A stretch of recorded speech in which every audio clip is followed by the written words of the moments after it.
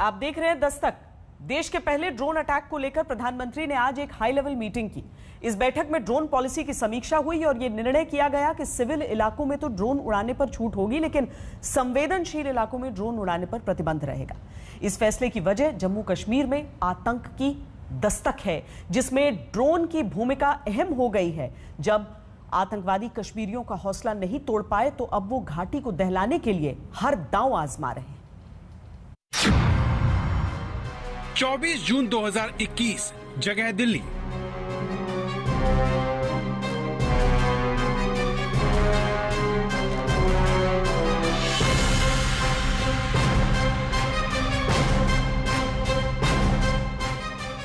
देश की राजधानी में दिल्ली से कश्मीर और दिल की दूरियां खत्म करने की प्रधानमंत्री कोशिश करते हैं। घाटी का हर बड़ा नेता उनसे दिल की बात कहता है। कश्मीर को लेकर एक नई उम्मीद का जन्म होता है। डिलिमिटेशन के प्रोसेस के बाद जल्द ही यहाँ पर चुनाव हो, इस प्रकार की बात की गई है। जम्मू कश्मीर के जो लोगों की तकलीफों पर दिल से मरहम लगाने का काम किया है। स्ट्रेस बहुत कम हो गया। मीटिंग का एटमॉस्फेयर तो कॉर्डियल था। बहुत ही अच्छे माहौल में बात हुई। 26 जून 2021, जगह जम्मू।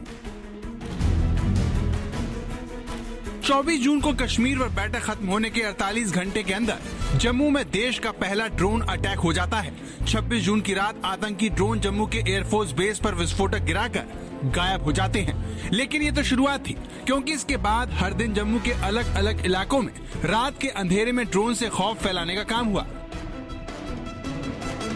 सवाल यह है कि 24 जून के बाद से कश्मीर में अचानक आतंकवादी वारदातें क्यों बढ़ने लगी? तो इसका सीधा जवाब पटरी पर लौटता कश्मीर है, जो अपनी शांति के लिए सुर्खियां बटोर रहा है। लेकिन आतंकवादियों को ये सब रास नहीं आ रहा, इसीलिए पिछले हफ्ते भर में कश्मीर की फिजा ही बदल गई है। घाटी में आतंकी एसपीओ के घर में घुसकर उसके परिवार को मार रहे हैं, तो जम्मू में ड्रोन हमला करके बॉर्डर पर माहौल बिगाड़ने की कोशिश हो रही है। देखिए, जिस हिसाब से ये बार बार ये कालूचक एरिया के अंदर और ये बॉर्डर एरिया के अंदर ड्रोन्स का आना जाना लगा हुआ है, ये दर्शा रहा है कि पाकिस्तान जो है किसी बड़े मंसूबे की करने में प्लानिंग कर रहा है, और वो या तो इन्फिल्ट्रेशन है या फिर जिस हिसाब से ये जम्मू टेक्निकल एरिया में ड्रोन्स का अटैक हुआ है उस हिसाब से कोई अटैक करने की में लगा हुआ है। क्योंकि ये जो एरिया जहाँ जहाँ ये ड्रोन दिखे हैं वो सारे आर्मी एस्टेब्लिशमेंट्स हैं, हमारे जो हैं सिक्योरिटी एस्टेब्लिशमेंट्स हैं। लगातार तीसरे दिन भी जम्मू में सुरक्षा बलों ने रात में 2 अलग अलग कैंप के पास 3 बार ड्रोन देखे। पहली बार रत्नुचक के पास रात 1:08 पर, दूसरी बार सुबह 3:09 पर 7.5 किलोमीटर दूर कुंजवानी में, और तीसरी बार तड़के सुबह 4:19 पर एक ड्रोन कालूचक में कैंप के ऊपर उड़ता दिखा। ये कुंजवानी इलाका है और मेरे पीछे आप देख सकते हैं ये आर्मी का कैंप है। दीवार जो है ये बाउंड्री वॉल है आर्मी कैंप की, और यहाँ पर भी जो है कल मध्य रात्रि के बाद ड्रोन की हरकत देखी गई थी। अब जो है जो जांच एजेंसियां हैं इस चीज़ में जुट चुकी है कि क्या ये 3 अलग अलग ड्रोन थे या एक ही ड्रोन था जो कि 3 स्थानों पर देखा गया। तो साफ तौर पर इस समय जो सिक्योरिटी एस्टैब्लिशमेंट है वो गहन चिंतन में लगा हुआ है। जिस तरह से अजरबैजान ने ड्रोन की मदद से आर्मीनिया को पीछे धकेला, लगता है उससे उत्साहित होकर पाकिस्तान में बैठे आतंकवादी संगठनों ने ड्रोन पर दांव लगाया है, क्योंकि इन छोटे ड्रोन के खिलाफ मौजूदा एयर डिफेंस सिस्टम काम नहीं करता। इसीलिए सरकार भी इसे बहुत गंभीरता से ले रही है। लेकिन विशेषज्ञों का मानना है कि जब पंजाब में ड्रोन के जरिए हथियार और नशीले पदार्थों की तस्करी हो रही थी, तभी सरकार को इस पर कड़ा रुख अपनाना चाहिए था। इसका नतीजा ये हुआ कि आतंकवादियों का हौसला बढ़ गया और 26 जून की रात को वो भारत का पहला ड्रोन अटैक करने में कामयाब रहे। आतंकवादियों ने ड्रोन के जरिए अगले दिन भी सुरक्षा एजेंसियों को चौंकाया और 27 जून की रात को कालूचक मिलिट्री बेस के ऊपर 2 ड्रोन मंडराते दिखे। जम्मू ड्रोन अटैक की शुरुआती जांच में लश्कर का हाथ सामने आ चुका है और इस मामले की जांच एनआईए को सौंपी जा चुकी है। इसका कंट्रोल कहीं नज़दीक से ही हुआ है, क्योंकि सिग्नल स्पेशली इतने स्ट्रॉन्ग नहीं होते हैं ड्रोन्स में जो मीलों दूर से किए जाएं या रावलपिंडी या कहीं और से किए जा सकें। हो सकता है मंगला या कहीं और नज़दीक जो है इनका बेस है, वहाँ से किया गया है कंट्रोल। बंगला एक्चुअली ड्रोन्स का घर है। लेकिन इन ड्रोन अटैक ने सेना और एयरफोर्स के ठिकानों की सुरक्षा पर बहस छेड़ दी है, जिसे पुख्ता करने के लिए सरकार अब एंटी ड्रोन तकनीक पर तेजी से काम करने जा रही है। ये अलग अलग रिसर्च भारत में भी हो रहा है, विदेशों से भी टेक्नोलॉजी जरूरत पड़े तो हम लाने के लिए चर्चा करें। इसलिए हमारे पास अभी भी हमारा सिक्योरिटी फोर्सेस का अभी अच्छी टेक्नोलॉजी है। जो भी ड्रोन आते हैं बहुत बार हम उसको ब्लास्ट किया है। हमारा सिक्योरिटी फोर्स ऐसा नहीं है हमारे पास कुछ भी नहीं है। जितने भी ड्रोन्स आया बहुत जगह जगह समय पर हमारा सिक्योरिटी फोर्सेस बॉर्डर्स पे उस ड्रोन्स को फेस किया है, ड्रोन्स को ब्लास्ट किया है, डिस्ट्रॉय भी किया है। जम्मू में ड्रोन हमले की गूंज संयुक्त राष्ट्र संघ में भी गूंजी है। यहाँ भारत ने दुनिया को आतंकवादी वारदात में हथियारबंद ड्रोन के इस्तेमाल पर गंभीरता से ध्यान देने की जरूरत बताई। भारत ने पाकिस्तान को संयुक्त राष्ट्र में घसीटा और ये एक्सपोज करते हुए कहा कि अब पाकिस्तान क्रॉस बॉर्डर टेररिज्म में न केवल ड्रोन्स को स्पाइंग के लिए इस्तेमाल कर रहा है बल्कि आतंकवादी हमलों के लिए भी इस्तेमाल कर रहा है। जम्मू एयरफोर्स बेस में जो हमले हुए, जो ड्रोन अटैक्स हुए, उस पर बात करते हुए भारत के ऑफिशियल ने ये साफ कर दिया कि ऐसे अटैक्स चिंताजनक है और इंटरनेशनल कम्युनिटी को साथ होकर ऐसे वेपनाइज्ड ड्रोन्स के खिलाफ काम करना होगा। जिस हिसाब से ये जो चीज़ है ये misuse of communication technology and electronic technology है, तो इसके खिलाफ जो है यूनाइटेड नेशंस को पूरा संज्ञान लेके इसका एक पूरा खाका बनाना चाहिए कि ये जो है टेक्नोलॉजी कहाँ कहाँ यूज हो सकती है और किस हिसाब से मिसयूज में वो जो मिसयूज करे उसको इमीडिएटली ब्रांड किया जाए टेररिज्म की तरफ से। जम्मू कश्मीर में पिछले कुछ सालों के मुकाबले हालात बेहतर हुए हैं। 24 जून को दिल्ली में देखी ये तस्वीर उसकी सबसे ताजा मिसाल है, जहां राज्य के सभी बड़े नेता बिना शर्त विकास के एजेंडे के लिए इकट्ठा हुए। सीधी सी बात है कि आतंकवादियों को ये सब रास नहीं आ रहा और बौखलाहट में वो ऐसा कर रहे हैं। इस खतरे को देखते हुए सरकार ने ड्रोन को लेकर अपनी पॉलिसी की समीक्षा की है, जिसके लिए प्रधानमंत्री ने एक हाई लेवल मीटिंग भी की। देश के मौजूदा सुरक्षा हालात पर प्रधानमंत्री की बैठक से पहले रक्षा मंत्री राजनाथ सिंह ने तीनों सेना प्रमुखों के साथ बैठक कर सुरक्षा हालात का जायजा लिया। प्रधानमंत्री की इस बैठक के दौरान जम्मू में हुए ड्रोन हमले के बीच देश के तमाम सुरक्षा हालातों की बारीकी से समीक्षा की गई। मतलब साफ है, सरकार इस नए हमले की चुनौती से निपटने की तैयारी ठोस तरीके से करने में जुट गई है। जम्मू से सुनील जी भट्ट के साथ मंजीत नेगी, दिल्ली आज तक। जम्मू में ड्रोन अटैक हुआ तो कश्मीर में अचानक आतंकवादी वारदातें बढ़ गई हैं। आतंकवादी खौफ फैलाने के लिए हद पार कर रहे हैं। ऐसी ही एक वारदात में आतंकवादियों ने एक एसपीओ के पूरे परिवार को खत्म कर दिया, लेकिन इसके जवाब में सुरक्षा बलों ने 2 आतंकियों को मारकर घाटी को दहलाने की बड़ी साजिश नाकाम कर दी।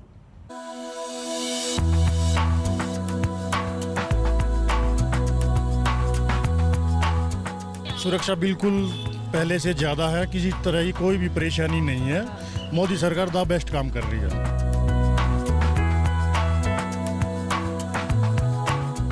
मैम ऐसा है, पहले जैसे आए हैं हम तो यहाँ पे बहुत ज़्यादा आर्मी दिखती थी हमारे को, लेकिन अभी ये आए हैं तो ऐसा कुछ नहीं लग रहा।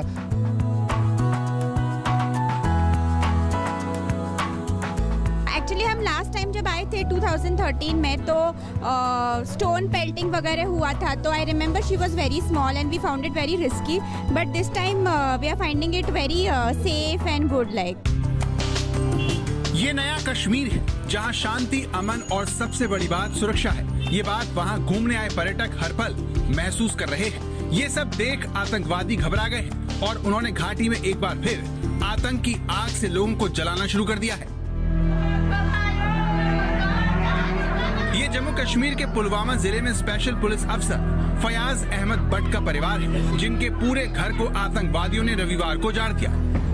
आतंकवादी AK-47 लहराते एसपीओ के घर में घुसे और अंधाधुंध फायरिंग शुरू कर दी। आतंकवादियों ने एसपीओ, उनकी पत्नी और उनकी बेटी को भी गोलियों से छलनी कर दिया। इस दौरान एसपीओ की बहू साइमा भी घर पर ही थी, जो अपने बच्चे को खिला रही थी। ससुराल वालों की तरह आतंकवादी कहीं उनके बच्चे को नुकसान न पहुंचा दें, इस डर से वो चीखने की हिम्मत नहीं कर पाए और अपने बच्चे को उठाकर दूसरे कमरे में भाग गए। जब आतंकवादी चले गए तब जाकर उन्होंने रोना शुरू किया। तो हमने फायरिंग की आवाज़ सुनी तकरीबन 10:30 बजे रात को। तो हमने यहाँ पर देखा कि 3 बंदों की मौत हो चुकी थी, एक बीवी, एक फयाज अहमद और उसकी बेटी।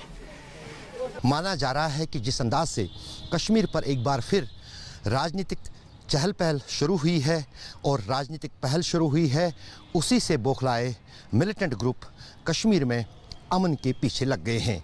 कश्मीर में इस तरह की सीरीज़ ऑफ वायलेंस या जो कहें कि पुलिसकर्मियों या सुरक्षा कर्मियों या फिर राजनेताओं पर हमले का ये दौर जो है पिछले 10 दिनों से लगातार जारी है और इस पर काबू पाने के लिए अलग अलग सुरक्षा एजेंसियों की तरफ से अब रणनीति बनाई जा रही है। सितंबर फर्स्ट वीक में हम लोग ने ये अनाउंस किया था कि श्रीनगर टेररिस्ट फ्री जोन हो गया, सही में हो गया था।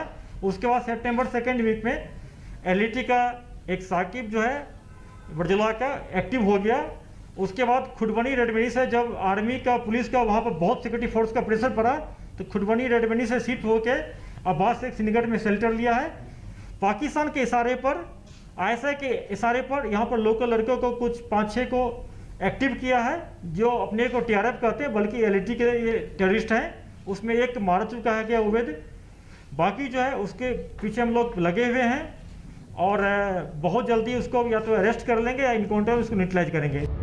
आतंकवादियों की बौखलाहट की वजह भी है क्योंकि कश्मीर में अमन ही नहीं लौट रहा, आम लोगों का विश्वास भी पुलिस और सुरक्षा बलों पर बढ़ा है। इसका सबूत मारे गए एसपीओ के जनाजे में आम लोगों की ये भीड़ है। ये देखिए, जिस घाटी में पुलिस से रिश्तों के बदले मौत मिलती थी, वहाँ पर आम लोग आतंकवाद के खिलाफ जंग में अहम रोल निभाने वाले एक एसपीओ के जनाजे में बड़ी संख्या में पहुँचे। यही तस्वीरें आतंकवादियों को बर्दाश्त नहीं हो रही। उन्हें लग रहा है कि अगर ये सब अभी नहीं रोका गया तो घाटी में उनके पैर उखड़ जाएंगे, इसीलिए वो सारी हदें तोड़ रहे हैं। लेकिन घाटी में आतंक की हर वारदात इन्हें आम लोगों से दूर ले जा रही है, जिन्होंने आतंकवादियों के खिलाफ पुलिस और सुरक्षा बलों का साथ देना शुरू कर दिया है।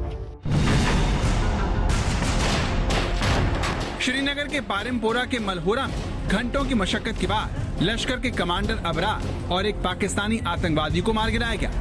ये एनकाउंटर सोमवार शाम से देर रात तक चला, जिसमें सीआरपीएफ के एक अधिकारी समेत 2 जवान घायल हो गए। आज तक को पुख्ता जानकारी मिली है कि दोनों आतंकवादी नेशनल हाईवे पर बड़े हमले की साजिश रच रहे थे। लश्कर कमांडर नदीम अबरार को सुरक्षा बलों ने तलाशी अभियान में 28 जून को गिरफ्तार किया था। उसकी निशानदेही पर जब उसे AK-47 की रिकवरी के लिए ले जाया जा रहा था, तभी उसके साथियों ने सुरक्षा बलों पर हमला कर दिया। कश्मीर में लश्कर तैयबा के प्रमुख कमांडर नदीम अबरार के मारे जाने को लेकर सुरक्षा बलों के लिए जहां ये एक बहुत बड़ी कामयाबी है, वहीं पर लश्कर तैयबा के लिए बहुत बड़ा झटका। दरअसल नदीम अबरार पिछले 3 साल से जम्मू कश्मीर में सक्रिय था और नए युवाओं को लश्कर तैयबा में जोड़ने में सफल हो रहा था। दूसरी तरफ जम्मू कश्मीर में ख़ास तौर से जो श्रीनगर बारामूला हाईवे पर है, उस पर जो कई सारी आतंकी वारदातें हुई है, उनमें नदीम अबरार का ही हाथ माना जा रहा था। पिछले 15 दिनों में कश्मीर में आतंकी वारदातों में तेजी आई है। इस दौरान आतंकवादियों ने 10 बड़ी वारदातों को अंजाम दिया है, जिसमें 5 सुरक्षा बल भी शहीद हुए तो 7 आतंकवादी मारे गए। मरने वालों में 4 लोग भी शामिल हैं। अगर बात आतंकवादियों के सफाई की करें तो जनवरी से अब तक 67 आतंकवादियों को ढेर किया जा चुका है। ऐसा इसलिए संभव हो सका क्योंकि कश्मीर में आतंकवादियों को करारा जवाब दिया जा रहा है। कश्मीर में आतंक से जुड़ा हर बड़ा चेहरा दम तोड़ चुका है। 8 दिन पहले ही मोस्ट वांटेड मुदासिर पंडित का भी काम तमाम कर दिया गया। कुल मिलाकर घाटी में आतंक के खिलाफ जोरदार अभियान जारी है, जिसकी बड़ी बात जनता की भागीदारी है, जो चाहे घर की आग बुझानी हो या फिर आतंक की, हर काम में पुलिस और सुरक्षा बलों के साथ कंधे से कंधा मिलाकर काम कर रही है। अशरफ वाणी, श्रीनगर, आज तक। दस्तक में ब्रेक का वक्त है, लेकिन ब्रेक के बाद आपको पाकिस्तान ले चलेंगे, जहां लाहौर एक बार फिर दहल उठा है। आप देखते रहिए आज तक।